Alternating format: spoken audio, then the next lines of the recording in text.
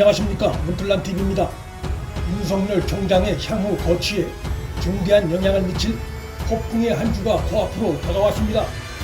11월 30일로 예정된 행정법원의 직무정지, 집행정지 소송에선 추미애 측이 윤 총장에 대해 제기하고 있는 사유들을 볼 때 사찰의 본래의 의미, 과잉처벌 금지의 원칙, 정치 권력으로부터의 검찰 수사권 보장 의미 등을 종합할 때 윤 총장이 제기한 집행정지 신청이 받아들여질 가능성이 매우 높다고 전망됩니다.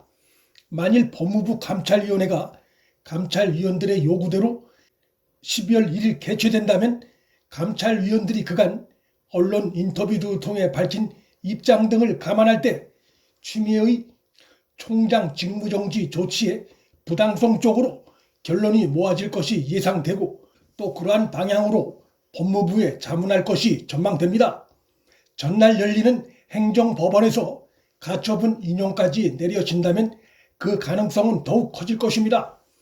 다만 추미애가 감찰위원회를 징계의 하루 전날 여는 것에 대해 현재까지 답을 회피하고 있어 감찰위가 12월 1일 열릴지 불투명한 상황입니다. 감찰위원들의 뜻이 무산될 경우 정권은 그로 인한 도덕적 비난을 면키 어렵습니다.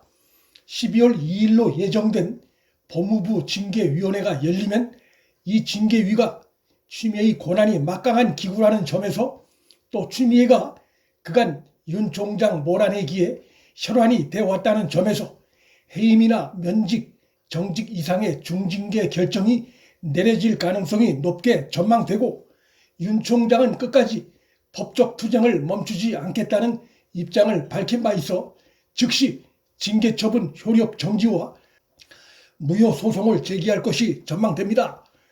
법무부 징계위에 윤 총장에 대한 중징계 결정이 내려지고 나면 그간 막장 뒤에서 이번 사태를 컨트롤해온 대통령 문재인의 의도가 전면으로 드러날 수밖에 없게 됩니다. 결재 전 잠시 시간을 끌 것이란 일각의 전망도 있지만, 어차피 정권 차원에서 윤 총장을 쳐내기로 마음을 먹은 이상 징계 처분 정지 소송 결과가 나오기 전에 결재할 가능성이 높게 전망됩니다. 그러나 대통령 문재인에 의해 윤 총장에 대한 사실상의 해임이 결정되더라도 싸움은 끝나지 않습니다. 그 이유는 첫째, 검찰 내부의 반발이 사상 초유의 상황이기 때문에 해임이 결정되더라도 저항은 쉽사리 가라앉지 않을 가능성이 높고, 정권의 불법성과 권력형 비리를 겨냥한 정의를 구현하고자 하는 검찰의 수사가 본격화될 수 있다는 전망이 나옵니다. 이미 권력형 비리 수사의 핵심 기관인 중앙지검의 수사 책임자급인 부장검사 6명 전원이 추미애의 이번 조치에 반기를 든 상황이기 때문에 현 정권으로선 전국 검찰 조직 어디 한 군데도 안심할 수 없는 상황입니다. 또 하나 중요한 것은 역시 국민의 여론입니다. 그간 장관 추미애가 벌인 행태에 대한 국민의 높은 비판적 여론, 또 윤 총장 직무 정지에 대한 높은 비판 여론 등을 감안할 때 현 정권이 윤 총장 몰아내기를 끝내 강행할 경우 정권에 대한 국민의 비판 여론이 더 커질 수밖에 없습니다. 온갖 무리수를 동원해서 윤 총장을 쳐낸 것은 결국 윤 총장이 살아있는 권력 비리를 눈치 보지 않고 수사해온 점을 감안하면 그를 쳐냄으로써 윤 총장이 지휘한 검찰의 정권 비리 수사를 무력화시키려는 의도라는 국민적 의구심은 강화될 수밖에 없습니다. 또한 정권의 탄압이 거듭될수록 지지도가 상승해온 점을 감안할 때 윤 총장에 대한 지지도는 그에 대한 해임 조치 강행 이후 더욱 상승할 가능성이 충분히 있고, 이때부터 윤 총장은 법정 싸움과 함께 그의 발언과 행보 하나하나가 사실상의 유력 대선 주자로서의 그것으로 인식되고 평가될 것이 예상됩니다. 많은 국민이 현 정권의 불법과 무능과 위선에 분노하고 있기에 정권에 의해 강제 해임된 윤 총장이 던지는 발언 하나하나가 전국을 흔들 가능성이 높습니다. 물론 윤 총장을 겨냥한 현 여권의 온갖 비난과 공격의 강도도 더불어 세질 것입니다.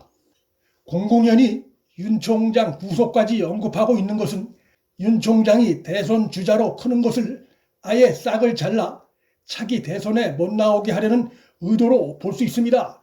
하지만 윤 총장이 인신 구속될 만한 법적 잘못을 저지른 것이 없기 때문에 그런 시도는 실패할 수밖에 없고, 그런 시도 자체가 또 하나의 윤 총장의 정치적 몸무게를 더해주는 결과로 이어질 가능성이 높습니다.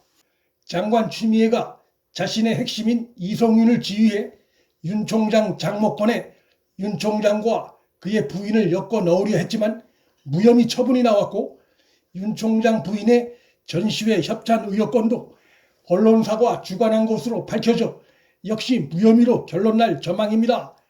이 사건을 수사 중인 중앙지검 수사팀 내에선 기소거리가 안 된다는 의견이 압도적인 것으로 전해진 상태입니다.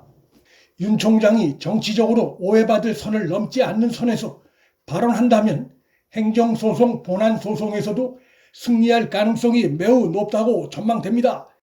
본안소송 결과는 이미 국민들 마음에서 이번 사태에 대한 판단이 내려진 상황이기 때문에 사실 정치적으로는 큰 의미가 없습니다. 소송 결과가 언제 나올지 현재로선 예측하기도 어렵습니다. 빨리 나올 수도 있고 마냥 시간이 길어질 수도 있는 상황입니다.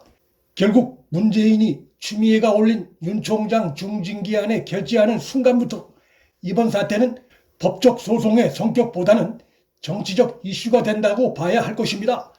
서울과 부산시장 재보궐선거가 코앞으로 다가왔고 대선이 가까웠다는 점에서 더욱 그렇습니다. 역시 빼놓을 수 없는 큰 관심은 윤 총장이 차기 대선에 출마하느냐의 문제인데, 그것은 이제 만일의 문제가 아니라 사실상 현실의 문제가 됐다고 보입니다.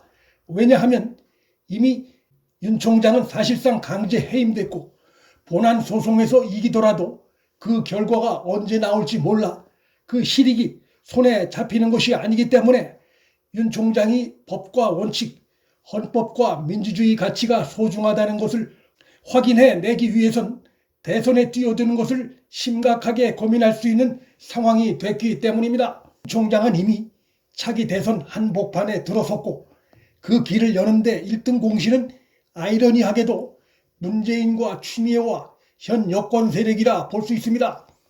친문 눈치 보기에 급급한 이낙연이나 역시 친문 세력의 귀주의적 행태를 보이고 있는 이재명은 대선 후보의 필수 요건이 자기 목소리, 자기 주관이 부족한 행태를 드러내고 있어 이미 한계가 드러난 상태입니다.